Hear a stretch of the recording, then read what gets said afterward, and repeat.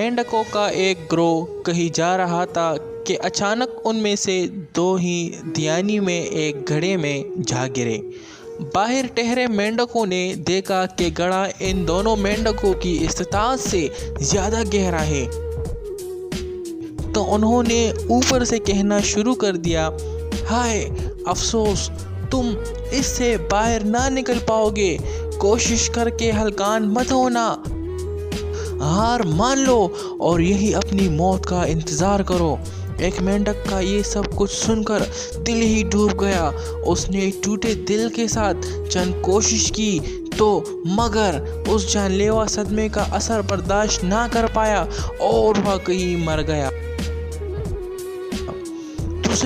दूसरे मेंढक को देख रहा था, अपनी कोशिशें हार ना माना, ट्राई अगेन एंड अगेन कर रहा था और वो जगह बदल बदल कर जम लगाते हुए बाहर निकलने की कोशिश कर रहा था।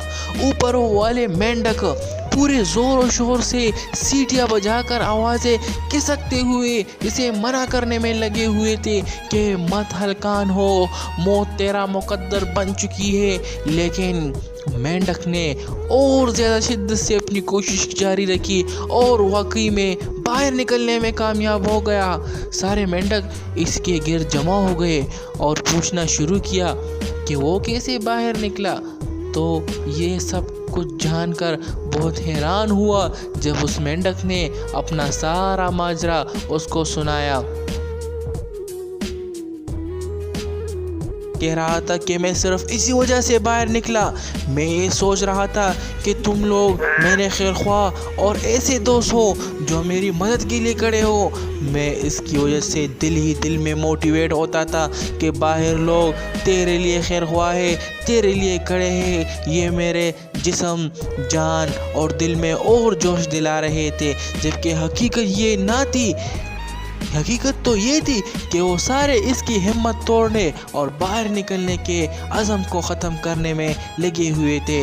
लेकिन आपको ये जानकर हैरान होंगे कि जो मेंढक था जो कि सब कुछ बातें कर रहा था, तो दरअसल ये जो था वो खानों से महरूम और बहरा था। तो नतीजा ये निकलता है मेरे भाइयों कि किसी भी तनकीद पर दिल मत बहला दो, बल्कि इस तनकीद के नश्तर की सीढ़ियाँ बनाकर कामयाबी की मंजिल की जानिब बढ़ते रहें और सेल्फ मोटिवेशन हासिल करते रहें। ये माशरा ऐसा है कि आप लोगों को कामयाबी के लिए नहीं छोड़ता।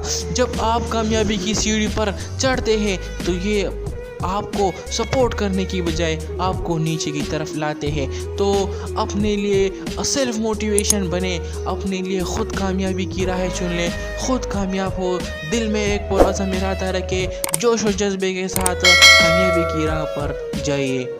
वस्सलाम।